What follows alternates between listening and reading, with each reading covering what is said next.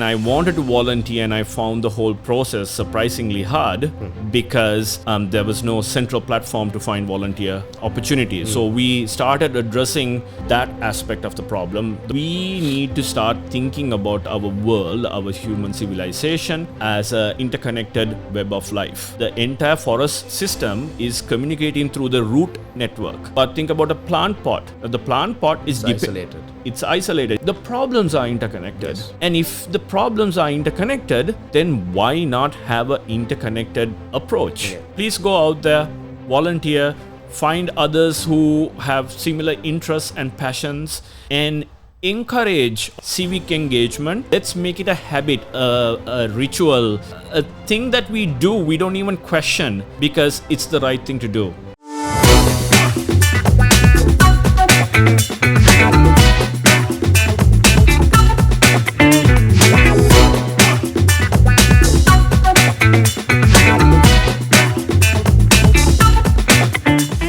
Welcome back to Power Moves. As usual, I am your host, Jayama Ratnayaka, and today we are going to be having an interesting conversation, as always. In a world that's more connected than ever before, have you ever felt that you are also quite lonely? What if the solution to that loneliness was service? And today we are joined by a certain personality who is the founder and the CEO of a platform that has now reimagined volunteering not as a charity but as a purpose-driven, connection-based service.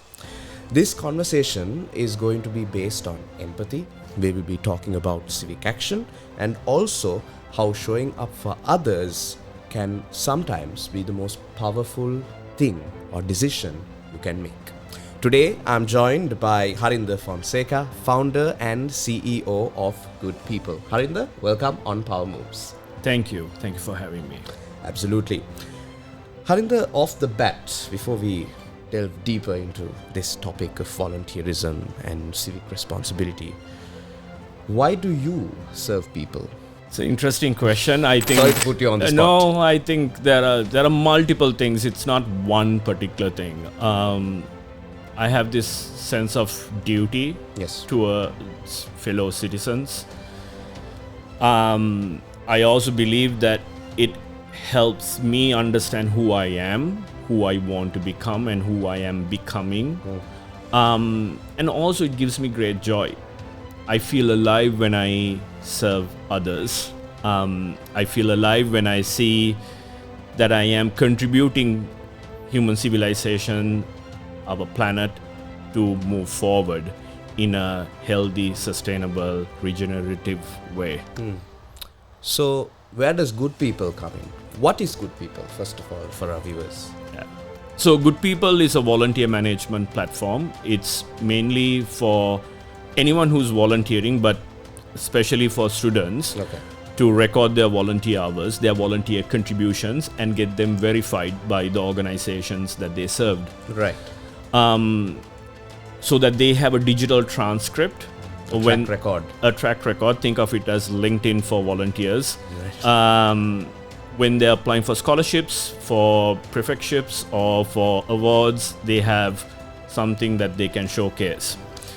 Now, that's the extrinsic benefits, but the intrinsic benefits would be also they will be able to see all the skills that they're developing and how they are giving back to the community. So if you are having a bad day or a low mood day, you can go through the good you have done. Pick yourself up. Yeah. So think of it as a digital pink potter. Great. A modern way of calling the digital pink potter would be the merit book. Yes. So the individual, you have a transcript of what you have done. But for the organization, especially for schools, we are working with schools, especially, and corporates as well as charities. Great. So they get to see something that they have not seen in the past, which is the aggregate service that their employees or their students are engaged in, contributing. Okay. So giving them information that would help them understand how can we create kinder environments, cultures, so that they can help their employees or their students to thrive. Right. And how has the buy-in been from corporates and schools? Good. So far, very good. We actually relaunched this year. I have been now working on this problem for the last 9 years. Right. Earlier on, when I started, the origin and story was I was in Canada for 10 years and I moved back home 11 years ago. Right. And I wanted to volunteer, and I found the whole process surprisingly hard because there was no central platform to find volunteer opportunities. So we started addressing that aspect of the problem. The way I see it is that there's a coordination issue Yeah. of volunteers, people with goodwill who want to give back to the But society they're unable to find the necessary platforms. based on their skills, their interests, their availability. And then the other aspect of the puzzle, or the other side of the coin, is the motivation. How do you sustain that motivation to keep giving back?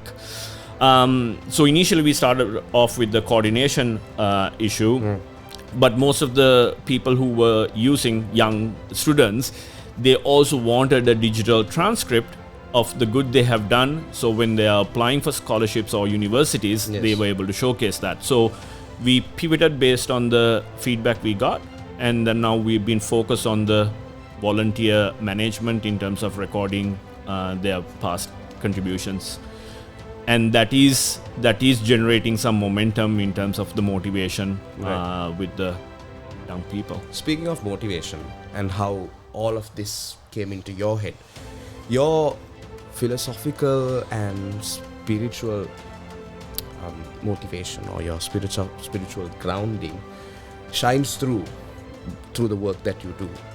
And being a Buddhist, how have Buddhist principles like compassion and interconnectedness showed you what it is to serve, to engage, and to be a volunteer, to come up with a platform to empower other volunteers? How has that helped you? So yes, my religious beliefs introduced me to the idea of interconnectedness, but it's a universal truth. There's enough and more scientific evidence showcasing that we are all interconnected. Right. I wouldn't be me if not for the trees around me, right? Yes. I am breathing the waste that the trees are producing, which is oxygen, right? Yeah. So if we start from that point of view, I think it's very important to understand that if we want to sustain human civilization and to continue this pathway, we need to be more mindful how interconnected we are. So we have to be part of the planetary fabric. Yes, and in order to do that, we need to experience it. Now, Sir David Attenborough once said, I'm paraphrasing this quote, if you want to protect something, you need to care about it. In order to care about it, you need to experience it. So he was talking about the environment, the forest, the trees in general. Yeah. So I believe that if we start experiencing other humans, other living beings, we would start caring about them.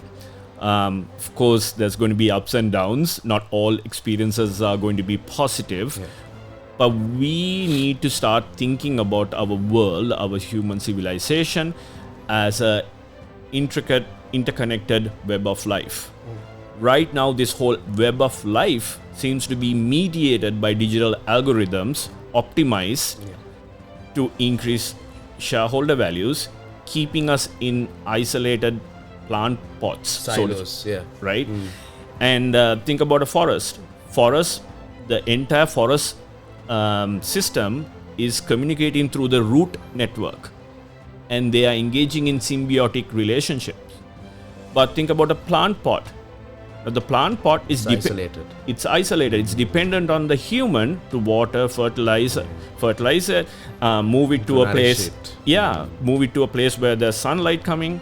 Similarly, now I think humans are in plant pots, surrounded by other plant pots, other humans who are unable to exchange nutrients and information, dependent on algorithms and digital screens to deliver the information or the dopamine hits or other nutrients. But they do have that yearning Yes. for more human connection.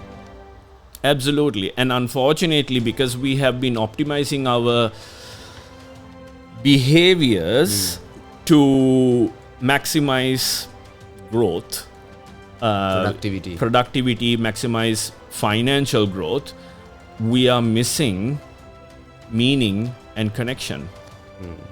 When you miss meaning and connection, it creates distrust, mistrust. Once trust no longer exists, that creates conflict. Absolutely. How does regular civic action, Harinda, build trust among the people, among societies, and eventually communities and countries altogether? So the two most recent largest civic actions that we have seen in Sri Lanka is the most recent one from Cyclone Ditwa, and the one before that was the 2022 Aragalaya, right? You see how Cyclone Ditwa, people from the south went to the middle of the country to help, and vice versa, and there were people from Jaffna coming to other parts of the country to help. Yes. Same thing during the Aragalaya, you had people from all walks of life coming to achieve a cause, Common goal, yes. a common goal. Leaving the politics aside with that whole activity, if you pay close attention, you understand people are learning from each other. Yeah. And I saw several large scale volunteer activities happening during the Cyclone Ditwa. Those individuals met during the Aragalaya, Right. and they have continued maintain those relationships, and even if they didn't stay in constant communication, they knew, okay, this person, he or she behaves like this, I can tolerate that, but I cannot tolerate this. And they learn from each other. It happens through connection, through this face-to-face interactions. Mutualism, absolutely. So when you engage in mutually beneficial activities, acts of kindness, acts of generosity, you're signaling to the fellow citizens that I care for you, I love you, I trust you. And that's how you strengthen the social fabric. In a world where the social fabric is being ripped apart, we need more civic engagement to strengthen it. Great. How many events have Gudppl organized over the past few years? So, Gudppl, we are not focused on organizing events. Right. Our main idea is to create the platform. You're the bridge. Yes, platform for people to find each other, find like-minded people. Okay. One thing I realized when I wanted to start the People platform, and I had this deep sense of duty towards my fellow citizens. Yeah. There are enough and more charities and groups, community groups doing fantastic work. But the challenge is that all of these things are happening in silos. And I saw the need For more awareness. To create this platform to help each other find out what's happening so that they can complement each other's work rather than having this competitive mindset. Because this whole competitive mindset that is been kind of drilled into us, that it's a zero-sum game. If this charity gets more money, that means we don't, right? Yeah. Or if this group is getting all the limelight, we are not. Someone is losing out. Yeah, and I think it's antiquated thinking. We need to go beyond that. We need to move beyond that, because the problems, just like we are interconnected, the problems are interconnected. Yes. And if the problems are interconnected, then why not have an interconnected approach? Yeah. Great. We spoke about Cyclone Ditwa, how the people mobilized to help their own citizens. They were regular civilians, but they stepped forward to help in any way they can. We spoke about the 2022 economic crisis and thereby the Aragalia, not the political aspect of it, how the people mobilized and they fought for a change. In that context, what role can volunteering play in strengthening democratic norms and also the sense of civic responsibility, especially among younger generations? Because we are seeing that there is a greater intent amongst the younger generations to band together to help each other despite being in the digital age. I myself personally have seen so many younger people volunteering to help out all of these organizations during the disaster that we recently witnessed. What is your opinion on that, Harinda? So, the question that you are asking me is that how can volunteering help towards a stronger democracy, a stronger civic engagement? Exactly. An example I will give you is this. Imagine a group of young people or old people or a mix of people volunteering at the Mount Lavinia beach on a weekly basis. They're going to clean the beach, let's say a stretch, maybe 100 meters, 50 meters. They are cleaning it every week or bi-weekly. Fast forward 6 months, they are going to get frustrated. We are cleaning, this keeps coming back. They have two options, the way I say it. Or multiple options, but generally speaking, mainly two options. One is to stop, give up, this is useless. Or they keep asking, they become curious to ask, okay, what's the root cause? Why is this happening? They might then go upstream, literally upstream to the canals, or think about the problem upstream and think, okay, maybe we should stop throwing garbage to our waterways so that it doesn't flow down to the beaches. Exactly, right? And then they do that.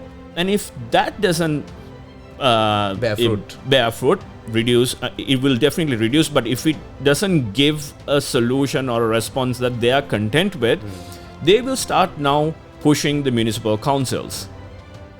They now can say, hey, listen, good, even if they, regardless whether they use Gudppl app or not, but if they were to use the app, they can say, listen, we have done this many activities, this many people have contributed towards cleaning the beach, this many hours. We want the municipal council to do a better job with the waste management, right? So that's how civic engagement happen. That's how we strengthen democracies. Not necessarily thinking from a national point of view. I always believe in the importance of local community action. Because if you are passionate about your local community, bio-regional, you will be more informed about the root causes and what needs to be happening. So you do that in your community and other communities learn from what you have done, and hopefully once you share your learnings, you can scale that behavior. Right.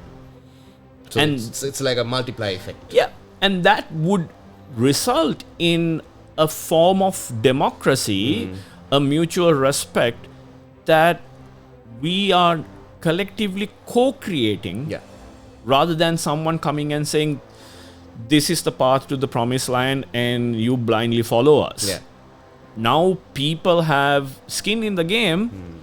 They know what's working, what's not working, who are the repeat contributors, who are the ones who are throwing directly, the repeat offenders, repeat offenders of the problem, or repeat contributors to solve the problem. Right?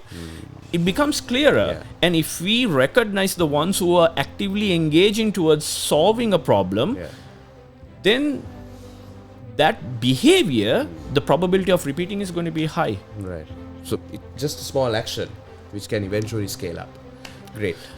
In the context of nurturing future generations to be more civic-minded, to have greater civic engagement, when you go to school, especially from the background that you and I come from, in college, they say education is important, equally important is sports. But one thing that isn't really promoted are being involved in clubs and societies, say Interact or any sort of other volunteer societies or clubs. But what that does to you is it helps you become a better administrator. It helps you to volunteer and realize there is something far beyond me and myself that you are working for and whatnot.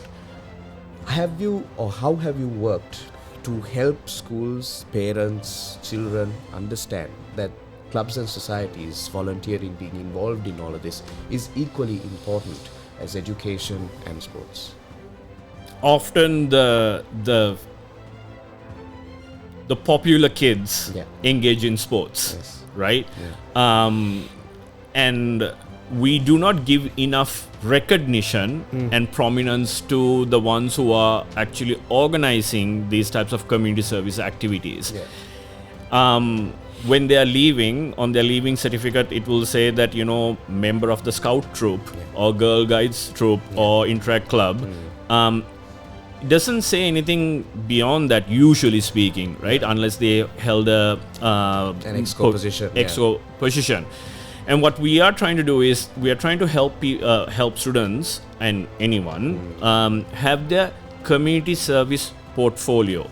So designers have a community service, a design portfolio. So volunteers can also have a community service portfolio, showcasing the good they have done, understanding the good they have done, so that they can build upon that.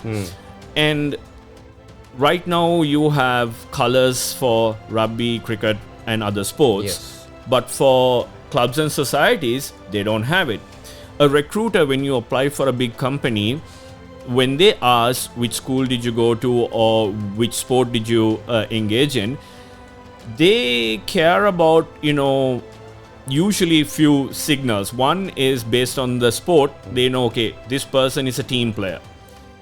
Or if they have broken a record in athletics or swimming, okay, this person shows commitment and high achiever, right? You are not able to showcase those, give those signals right now through the clubs and societies.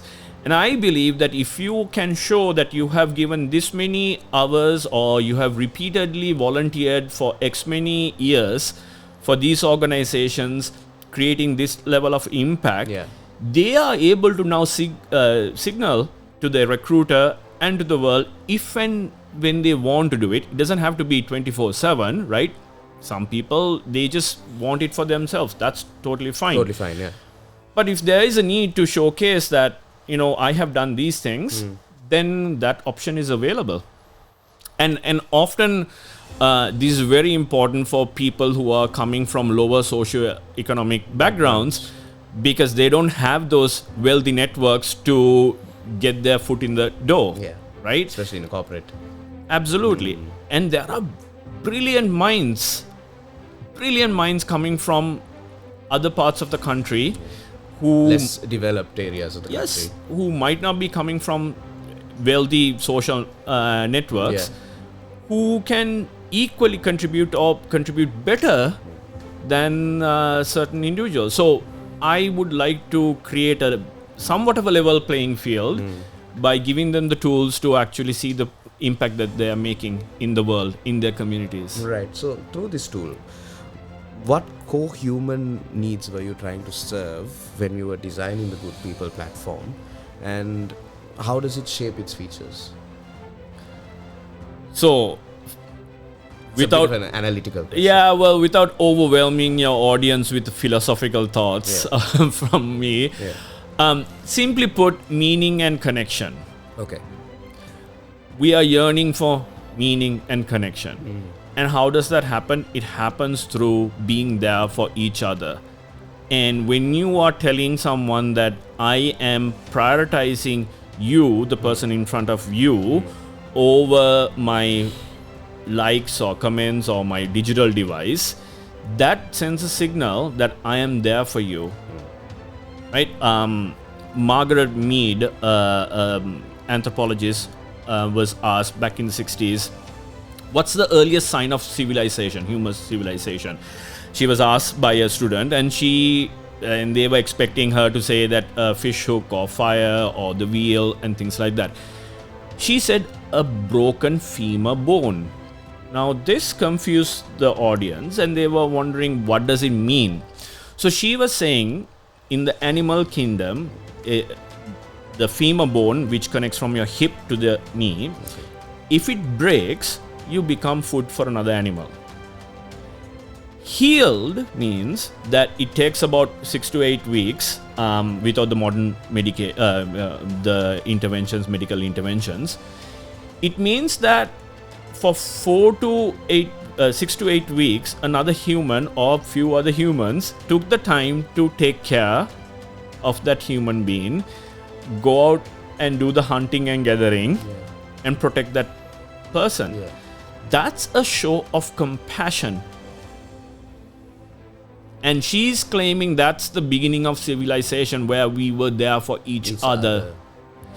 And I think we have forgotten, or some people have conveniently suppressed or ignored that, creating this whole narrative of, survival of the fittest. But if you study history, there are so many historians who talk about it's not the survival of the fittest, it's the survival of the friendliest. People who are friendly to each other, they are the ones who are getting ahead. Those groups actually. But of course, people who are not friendly, who are dominant, authoritative in nature, they will also climb to the top. In certain instances, there are many examples. Your viewers can look up the super chicken experiment. There's a lovely TED talk that talks about this scientist wanted to understand how to create a group of chickens that produce the most number of eggs. Okay.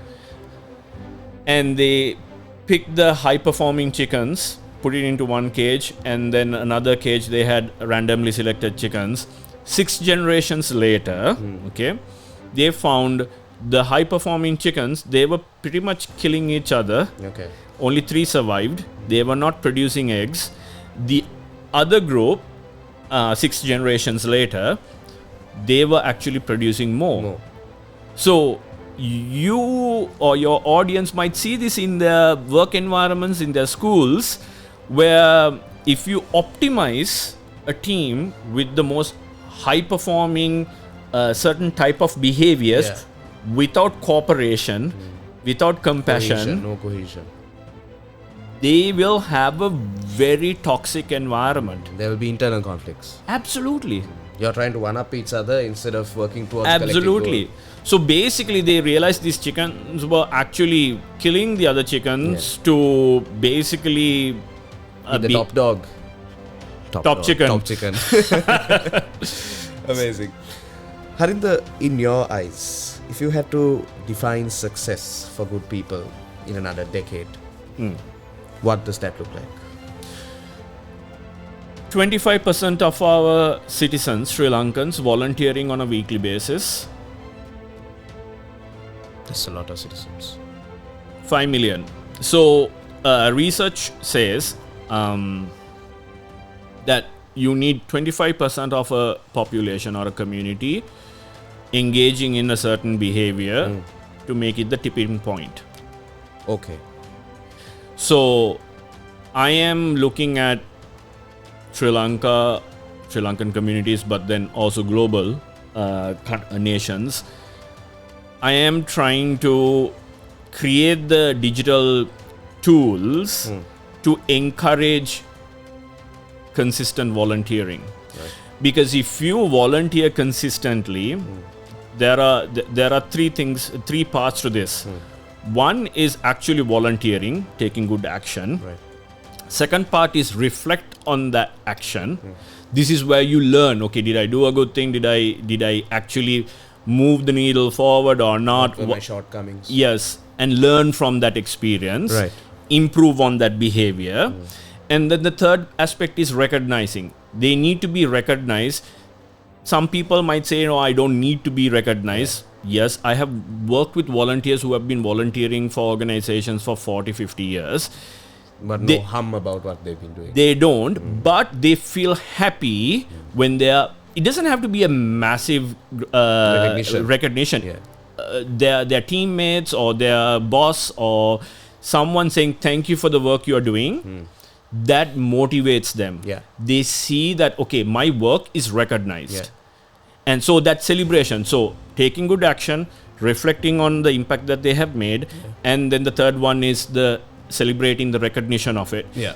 These three combined will help us understanding our individual purpose as well as our collective purpose. So I am trying to help people experience this, because I am confident when people experience the power of volunteering, consistent volunteering, they will repeat that behavior. And It's a feel-good factor. yeah, and fast forward that with a sizable amount from your population, you are creating a kinder society. You're creating a compassionate Pathetic. Exactly. You don't need to necessarily fight to say, okay, my problem is bigger than your problem, because you understand, because you have been practicing the empathy muscle through volunteer. Yeah, imagine a day where people from the east of Sri Lanka coming to the west to volunteer, and the people from west going to the north, or north coming to the south. We are mixing, and we get to learn from each other, our ethnicities, our backgrounds, our belief systems. Okay, if we implement a policy like this, my friend living in north is going to be affected like this in a negative way, so I need to be mindful about it. So you're expanding your ideology, your worldview. This is why I personally believe that the current North Star for human civilization is economic growth. Whether we intentionally or unintentionally agree to it is a different story. Everything that is, or most things that are done in our society and around the world, is geared towards economic growth. That metric, that North Star, is not going to work out, because in a finite planet, you cannot infinitely grow. Right now, the US stock market is performing really well, but it's because of the Magnificent Seven, the tech companies.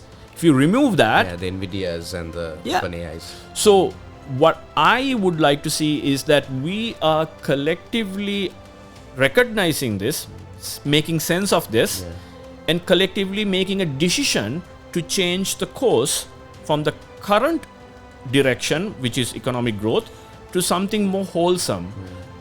This is my personal belief. It's not connected to good people, but it is in a roundabout ways, because if you are doing good, you understand that we are all interconnected and we need to be kinder to each other. I believe that we should have a new North Star. Respectfully and humbly, I know that, you know, this is something that we will have to understand together, is that we need to work towards improving loving kindness, compassion, sympathetic joy, and equanimity, wisdom. And this is actually in our DNA, which is, these are the four immeasurables: metta, karuna, mudita, upekka. It's on our national flag, the four bow leaves. And if we work towards, and it's a direction, it's not a destination. We are not saying that we are going towards this economic growth and stopping there. It's a direction. Economic growth is a direction. Similarly, why not have a direction towards incorporating all these? Run parallelly. Yeah, but it cannot run parallelly, because the thing is, if you are focusing on economic growth, unfortunately, you have to compromise. You will be saying that, you know what, these humans are more important than these humans, right? How would someone decide somebody's desire to create let's say a silly image in US that would require X many water liters through an AI is more important than the person living in Sri Lanka who needs water to drink? How do you gauge that value? So I think if we optimize our behavior to increase the grow the stock market, the GDP, and the economy, and if we are focused only on that, we are traveling towards end of civilization. Wow, That's a bit morbid. No. So let's regroup. And so you've been talking about economic growth and how people can come together, whatnot. But then there are other stakeholders who can buy into this philosophy, and chief among them are policymakers and corporate leaders.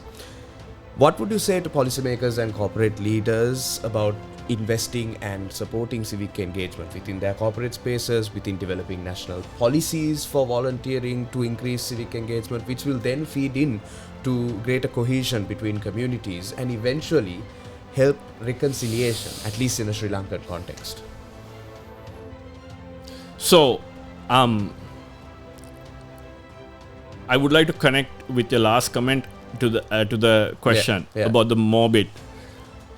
If anyone, if they use AI even, that's fine. If anyone played through this idea for 30 years, they will find out that this current path is not sustainable. And I'm not saying that, it would be end of humanity. Yeah. I'm talking the current civilization structures I'm talking about, right? Of course, humans will, few groups here and there will survive, right? Yeah. But in a world where we have rivalrous dynamics, which is the zero-sum thinking that I was talking about, with exponential technology, rivalrous dynamics, exponential technology, that will lead towards a destruction of the status quo. Dystopian future. Yes. So this is why policymakers, I believe that around the world, starting from Sri Lanka maybe, they can incorporate service learning for students. Service learning it's the intersection of volunteer activities, academic study, and civic engagement. Right. So when you are volunteering, what can you learn? So a quick example I will give you is this. There was a town in US where they had these high school students go and refurbish a museum, a small museum. Okay. So the arts and history teachers were helping the students to curate what should go in. The maths teacher was helping with the roof and in terms of the angles and the calculations and all that. So the students were learning through service. They were learning the subjects through service. So I believe Sri Lanka, starting from Sri Lanka, if we were to encourage or even mandate students to volunteer 4 hours a month, that's basically 1 hour a week, right? And learn from those activities, they will eventually come up with solutions to the problems that we might not be able to even think of today, right? So that is one. In terms of the corporates, the businesses, they can actually encourage their employees to also volunteer 4 hours a month, ideally with other colleagues, so that they get to learn how other colleagues operate, right? This would be the ultimate team building activity. Because you have seen the amount of companies contributed towards the Newsfirst activities with Sahana Yatra, right?